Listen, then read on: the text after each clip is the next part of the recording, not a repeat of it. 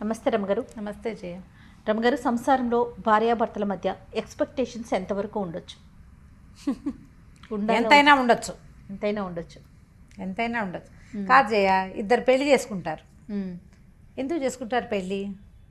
ఎక్స్పెక్టేషనే కదా. కదా, ఇప్పుడు మన పాతకాల పద్ధతి వివాహ వ్యవస్థ ఇవాళది నిన్నటిది మొన్నటిది కాదు, అప్పటిదో. ఆడవాళ్ళకి ఒక రక్షణ,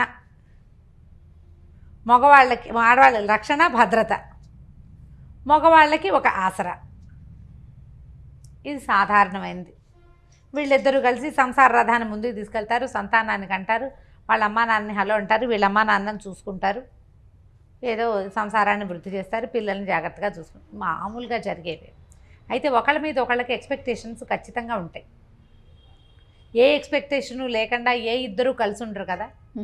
యాత్రికులు అనుకో, నువ్వు ఆ దారిని వచ్చావు, నేను ఈ దారిని వచ్చావు, ఇద్దరం కలిసి ఓ దారిని నడిచేలాం, ఎవరి దారిని వాళ్ళు పోతాం అనుకుంటాం. ఇష్టమైతే నడుస్తాం, లేకపోతే లేదు, మానిపడేస్తాం. పెళ్ళి ఎట్లా? కలిసి నువ్వు ప్రయాణం చేయాలి జీవితాంతం వరకు. మీ ఇద్దరితో మీ ఇద్దరు కలిసి ఉంటే మీ ఇద్దరే ఉండరు కదా. మీకేమో అటో కుటుంబం ఇటో కుటుంబం రెండు ఉంటాయి. మీ ఇద్దరు కలిసి ఓ కుటుంబం, మళ్ళీ మీకు సంతానం. అది సజావుగా జరిగేదే. ఇప్పుడు ఇదంతా గోల లేకుండా జరిగిన నాళ్ళు బాగానే ఉంటుంది. ఎవరికి ఎక్కువ ఎక్స్పెక్టేషన్స్ ఉన్నా ఇబ్బంది. అసలు లేకపోతే ఇంకా నువ్వు కలిసి ఉండటంలో అర్థమే లేదు. ఏదో కొంత ఉండాలి, ఎంతో కొంత. అయితే మితిమీరిన ఎక్స్పెక్టేషన్స్ కానీ, అసలు ఒక సాధారణమైన ఎక్స్పెక్టేషన్ కూడా తీర్చని తనం కానీ, ఈ రెండు కష్టం. మితిమీరిన అంటే మితిమీరటం, ఇప్పుడు ఒక సామాన్యమైన కుటుంబం, ఈ అమ్మాయికి తన బర్త్డే అంగరంగ వైభవంగా చేసేయాలి. ఓకే, ప్రతి బర్త్డేకి భర్త ఏదైనా కొనిపెట్టేసేయాలి. స్పెషల్ గిఫ్ట్లు బాగా చేసేసేయాలి. ఎప్పుడు ఏం కావాలన్నా లేదనకూడదు, కాదనకూడదు, ముద్దుగా చూడాలి, అలా ఎలాగో చూసుకోవాలి, అద్భుతంగా చేసేసేయాలి అన్నీ. ఇవి అందరు ఆడపిల్లలకి ఉంటాయి. మీకు ఉండవా అంటావు నన్ను, నాకు ఉంటాయి, అందరికీ ఉంటాయి. అవతల వాడి శక్తియుక్తులు, వాడి సమయం, పరిస్థితులు, అవకాశాలు. ఇప్పుడు ఇవి ఏంటంటే కొంచెం భార్య పుట్టినరోజు గుర్తుపెట్టుకోవాలి, పెళ్లి రోజుని కాస్త పలకరించాలి, ఏదో మరి చక్కగా మాట్లాడుకోవాలి.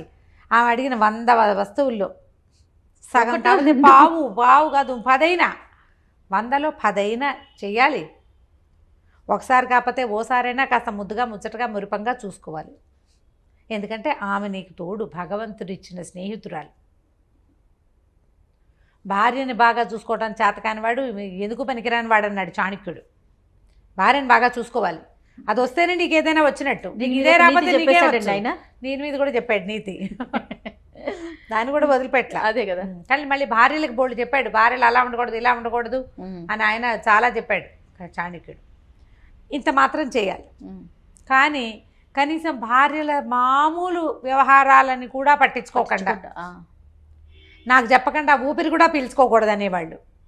నాకు చెప్పకుండా ఎందుకు చేసావు అని పోట్లాడేవాళ్ళు.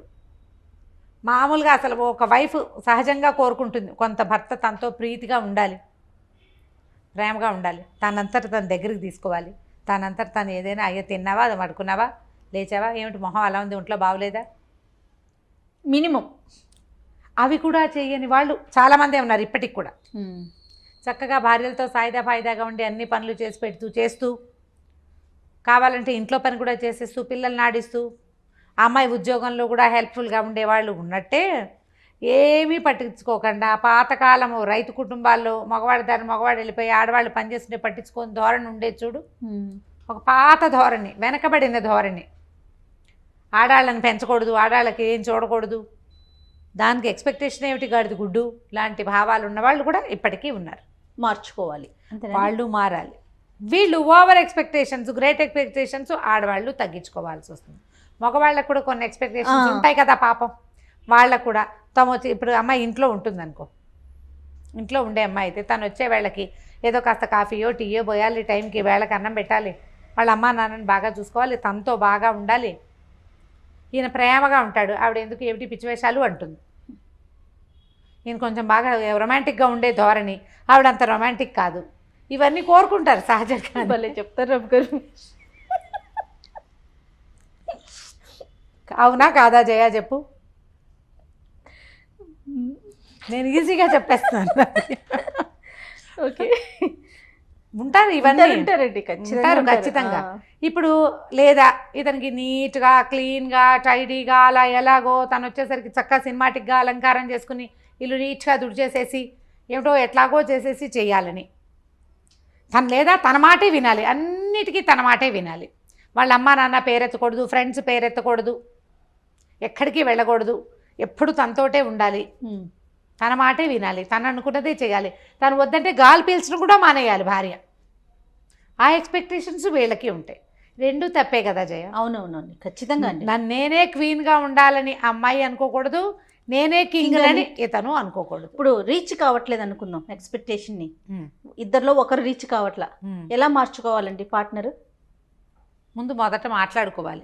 కొంతమంది వినరు, మాట్లాడుకోవాలి అనగానే మన కామెంట్లు వచ్చేస్తాయి, మాట్లాడే వినరండి వినరండి వినరండి, 20 ఏళ్ళ నుంచి ట్రై చేస్తున్నానండి, వాళ్ళు వినరు. ఓకే, అప్పుడు ఏం చేస్తాం, ఎక్స్పెక్టేషన్స్ తగ్గించుకోవాలి. మనకి ఇంతంత ఉన్నాయనుకోండి, వాటిని చిన్నవి చేయండి, చేసుకోండి. ఓకే, కనీసం ఇది మీట్ అయ్యాం, విన్నరు అని తెలుస్తోంది, మీరు కొన్ని సంవత్సరాల నుంచి ప్రయత్నం చేస్తున్నారు కదా, అది వదిలేయండి. అది కరెక్టా కదా? వదిలేయాలి. ఎన్నని వదిలేసుకోవాలి అని ప్రశ్నిస్తారు మళ్ళీ. ఎన్నైనా వదులుకోవాల్సిందే, సంసారం వదులుకోలేం కదా చచ్చి. ఏం చేస్తాం? అందుకని ఇప్పుడు రీచ్ కాలప్పుడు మీరు అన్నట్లు వదులుకోవటమే మంచిది కదా. మన ఎక్స్పెక్టేషన్ మీట్ అయ్యే పద్ధతి అవతల వాళ్ళల్లో లేకపోతే వీళ్ళని వదిలేయటం కష్టం, కాబట్టి ఎక్స్పెక్టేషన్ వదిలేయటం సులువు కాదు. రమ్మగారు, ఎవరితో చెప్పిస్తే మూడో వ్యక్తిని ఇన్వాల్వ్ చేస్తే మారుతారా? చేయొచ్చు, ప్రయత్నం చేయొచ్చు, కాకపోతే అందరి దగ్గర అది కుదరదు జయ. మూడో వ్యక్తిని ఇన్వాల్వ్ చేయొచ్చు. ఆ అమ్మాయికి ఒక మినిమం ఎక్స్పెక్టేషన్స్ ఉన్నాయి, వాటినైనా నువ్వు మీట్ అవ్వాలి అని అతని అక్కలో చెల్లెళ్ళో అమ్మలో ఫ్రెండ్సో చెప్పచ్చు. కానీ వాళ్ళు వినొద్దు, వాళ్ళు మాత్రం అబ్బాయి అంతే నువ్వు అలా ఇవ్వే సర్దుకో అనేవాళ్ళు లేరు, ఉంటారు. వాడు అలాగే ఉంటాడు, నువ్వు సర్దుకో, వాడు అలాగే ఉంటాడు, నువ్వు అడ్జస్ట్ అవ్వు, వాడు ఎలా ఉన్నా నువ్వు అడ్జస్ట్ అవ్వు. వాడు నవ్వినప్పుడే నవ్వు, వాడు ఏడ్చినప్పుడే ఏడు, వాడు వద్దంటే మానేయి, అంతే. అలాంటి వారు కూడా ఉంటారు. మరి ఇప్పుడు నేను కూడా అలాగే చెప్పాను చెయ్యమన్న ఒక అమ్మాయికి, అసలు అతను వెండు, ఏం చేస్తావు, ఎవరితోటి తెప్పించలేవు, వాళ్ళ అమ్మా నాన్న మాట కూడా అతను వెండు. మరి ఎట్లా రమ్మగారు, అసలు ముందుకు ఎలా వెళ్ళగలుగుతాం? ఇప్పుడు ఒక ప్రేమ ఉండదు అలాంటి వాళ్ళతో, ఒక సంతోషం ఉండదు, ఇంకా మనిషి ఈదాల్సిందేనా?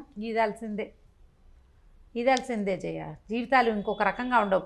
ఈదకుండా ఈత మానేసి ఫారిన్ కంట్రీస్లో లాగా లేదా ఎవరిలాగానో నేను వీడితో ఈదను అని ఇంకోటి తీసుకునే అవకాశం, ఈ చొక్కా నచ్చలేదని ఇంకో చొక్కా వేసుకునే అవకాశం ఉంటుందా జీవితానికి జయ? అది అడ్వైజబుల్లేనా? కాదు. ఎన్ని చొక్కాలు మారుస్తాం మనము? పైగా ఎప్పుడు ఒక మనిషి ఎక్స్పెక్టేషన్ని ఇంకో మనిషి మీట్ అవ్వటం అనేది తక్కువగానే ఉంటుంది, తక్కువే. నాకు కావలసినట్టుగానే చేసేవాళ్ళు చాలా తక్కువ ఉంటారు, దొరకరు, చాలా అంటే చాలా తక్కువ. అసలు ఇలసాటి లేని జంట అని మనం భావించే వాళ్ళల్లో కూడా ఎంతో కొంత అన్బన్ ఉండే ఉంటుంది. ఎందుకంటే ఇప్పుడు భార్యాభర్తలు అనగానే వాళ్ళు ఒక చోట పెరుగుతారు, వాళ్ళ రకం వేరు, మనం ఒక చోట పెరుగుతాం, మన రకం వేరు.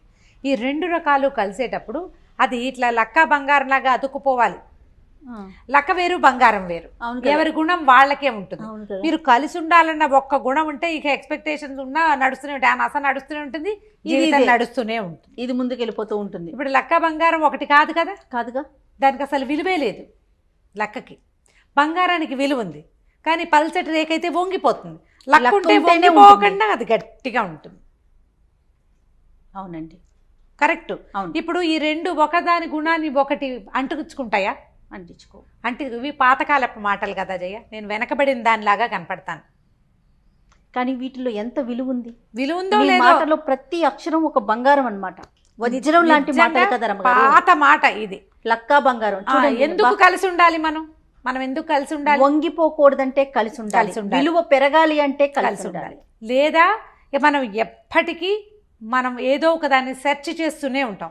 నీ సెర్చింగ్ వస్తువుల కోసమో విషయాల కోసమో సెర్చ్ చేయొచ్చు, వ్యక్తుల కోసం సెర్చ్ చేయాలంటే ఎన్ని చేతులు మారాల్సి వస్తాం మనం. మన ఇద్దరితో పాటు మూడో వ్యక్తి కూడా రెడీగా ఉంటారు కదా. కొద్ది రోజులు ఒకళ్ళతోటి కలిసి ఉండేసరికల్లా సంసారం పెరిగిపోతుంది, సంతానం ఏర్పడుతుంది, మనకి ముందు వెనక కుటుంబాలు ఉంటాయి, ఇన్వాల్వ్ అయిపోతారు కదా జనాలు.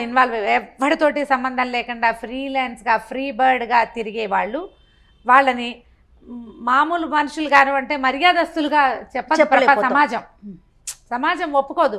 మనమేమో ఇందులోనే వెళ్ళాలి. మన కల్చరే ఇది కదా కల్చర్ రమ్మగారు. ప్రతి వాళ్ళకి చులకనైపోతాం. ఆ, ఆ. చులకనైపోతాం. ఇప్పుడు సమాజం ఏంటంటే మగవాళ్ళు అడ్జస్ట్ అవ్వాలి, ఆడవాళ్ళు సర్దుకోవాలి. రెండు ఒకటే. అంతే, రెండు ఒకటే. రెండు ఒకటే. వాళ్ళ పరిధి వరకు వాళ్ళు అడ్జస్ట్ అవ్వాలి, వీళ్ళ పరిధిలో వీళ్ళు సర్దుకోవాలి.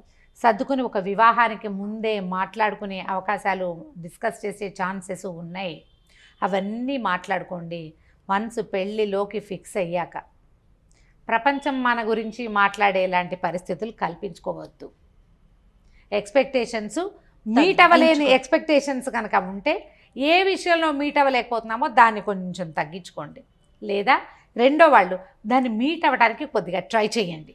ఎస్, తగ్గించుకోవటం, మీట్ అవ్వడానికి ప్రయత్నం చేయటం, ఈ రెండు ఇద్దరూ చేయవలసిందే. చేస్తే సంసార రథం ముందుకెళ్తుంది.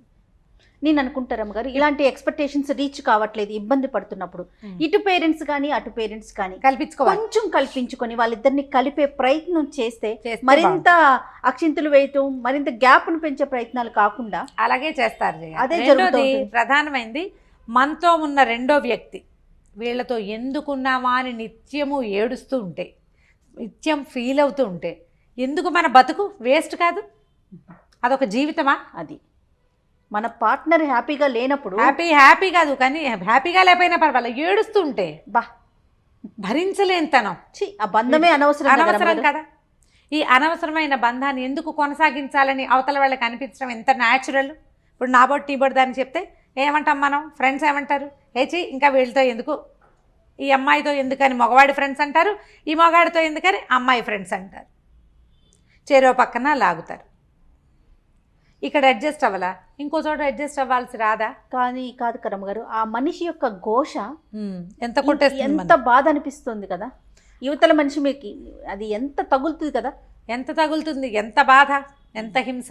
పోనీ నువ్వు ఇక్కడ సరిగ్గా లేవు, రేపొద్దున ఇంకా కొంచెం జీవితాలు ముందుకెళ్ళావనుకో, అక్కడ అబ్బో ఓసారి ఇలా అయ్యింది, ఈసారైనా సర్దుకోవాలనిపిస్తుంది. నువ్వు మొదటే ఎందుకు సర్దుకోవు? నువ్వు ఆ సర్దుకోవడం మొదటే ఎందుకు చేయకపోతావు? ఇంట్లో వాళ్ళు కూడా ఒక పెళ్లి ఫెయిల్ అయింది, రెండో పెళ్లి చేసాం, ఇప్పుడైనా సర్దుకోవాలనుకుంటారు. మీరు మొదట ఎందుకు సర్దుకోరు?